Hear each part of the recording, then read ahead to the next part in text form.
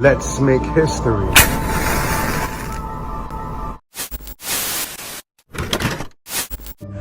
Most of the information that I'm stating here is from Carissa Harburg, who's a professor at Tulane University. And interesting thing, when I was researching this, you will be hard-pressed to find an article, a video on YouTube, a documentary about abortion sans the political take. It's all partisan. You can't, it's difficult to find. There was still some partisanship in there, but very minimal, and she did a great job going through the timeline. I will leave a link to that in the description. If you're watching this on Facebook or Instagram or TikTok, you're gonna have to go over to YouTube. If you wanna watch the whole lecture that she did, it's about a little over an hour. I'll have a link to it in the description in the YouTube video. Of course, it goes without saying that abortions have been performed since humanity stepped on the scene. But as far as legislation, law is concerned, it started in 1821 through English common law, which stated that an abortion is illegal up until what they call, quote unquote, quickening. And quickening basically means when the mother feels the fetus actually move around inside her. After that point, it will be considered illegal. So in the 1820s, the United States adopted similar laws. And this was spawned, by the way, because there was an array of scams going around, people, con artists and such, trying to sell quote unquote self-abortion products that were just bogus, and they would put the woman's health in jeopardy. So that's how these laws came about. Until then, there was no known laws against abortion. Now fast forward about 20 years later, and almost every state criminalized abortion in the 1840s. And this was primarily due to physicians who were lobbying to get abortion banned, because at that point, midwives actually did most of, midwives mostly were involved with childbirth. Physicians were using their credentials to monopolize abortions. Their argument was, well, the midwives are okay, but they don't have enough detail into biology to be able to be doing this, because it was banned across the board, even for physicians. But when those exceptions were made, which women had to jump over hurdles, many hurdles, just to get an abortion greenlit. But they wanted to where, when that happened, only a physician would be able to do it. Then you had Margaret Sanger, who came on the scene in the early 1910s, and she's a highly controversial figure. She was an activist. She coined the term birth control. Her mother, she's from upstate New York. Her mother, she was one of 11 kids. Her mother had 7 miscarriages, and when she died, it left Margaret bitter, and she became a nurse because of this. Went down to the Lower East Side and witnessed herself what she called the $5 back alley abortions because of these laws. It's restricting abortion. Anytime you have laws coming down hard on abortion, all you're gonna have is a rise in botched abortions. And she saw this firsthand. She created the first Planned Parenthood in the 1910s, and I believe it was in Brownsville, Brooklyn, actually. She was accused of being racist, of having racist views. However, her argument was that when you look at the poorer the country, the more kids they have for some reason. But the more developed the country, they have less children. So with that rationale, she saw the same thing happening in poor communities within New York City.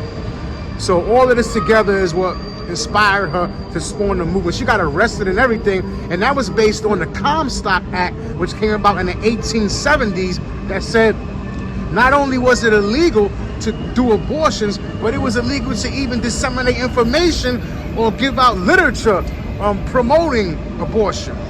Now you fast forward to the late 1920s during the Great Depression. It's interesting because then they totally disregarded abortion laws because the economy was so poor. So they knew, because poverty was so rampant, they would let people abort their children because it would be too much of a burden for them to have children. On the flip side of that, after World War II, when the economy was booming, they then began to enforce the abortion laws again, and they came down hard. And the interesting part was, when they did this, what happened? You guessed it, immense spike in botched abortions. So now you have all these women needed to be treated for that. Hospitals were having to create septic units, septic wards, just to treat these women for these botched abortions. So now you have the physicians initially, remember, the physicians initially, almost 100 years back, were arguing and fighting to have abortion decriminalized so that for their benefit. Now, almost 100 years later, they were arguing to relax the abortion laws because it was getting out of control. Ironically, another group that was on the front line to decriminalize abortion were the clergy, the religious community, because as all this was going on, Americans were much more religious during that period, and women would go seek counsel before they went to get an abortion. They would go seek counsel to their priest or their pastor or their minister. So the physicians and the ministers were the first ones looking to get legislation to decriminalize abortions. Before Roe, actually, in the 1960s, states started either repealing their abortion laws or just altering them. And the first one to totally repeal it was Colorado. Next up, a few years later, I believe it was in 1970, New York followed suit, but they took it a step further and said you could come from other states and get abortions here, whereas Colorado, you had to be in-state. And when SCOTUS overturned the Comstock Act, their argument, which was really a reach, it was a reach, they were saying that through the Fifth Amendment as well as the 14th, it's alluding to privacy. A citizen has a right to privacy. Though it doesn't say privacy anywhere in there, they kind of like pulled that argument together, and that set the precedent for up until recently when Roe v. Wade was just overturned earlier this year. And this lecture that I'm telling you about, it was done before the overturning of Roe v. Wade. Just a heads up if you're going to go and watch the entire lecture. In the 1960s, the Comstock Act was overturned. They said it was unconstitutional to block a woman from having an abortion before the 4 to 5 month period. After that, it was different, and they actually specified saying that the earlier the pregnancy, the least involvement you should have from government. But the closer you get to birth, to viability, I should say, which is about 6 months, then the government needs to get involved. The government needs to put some sort of regulation because it gets more technical as the pregnancy furthers.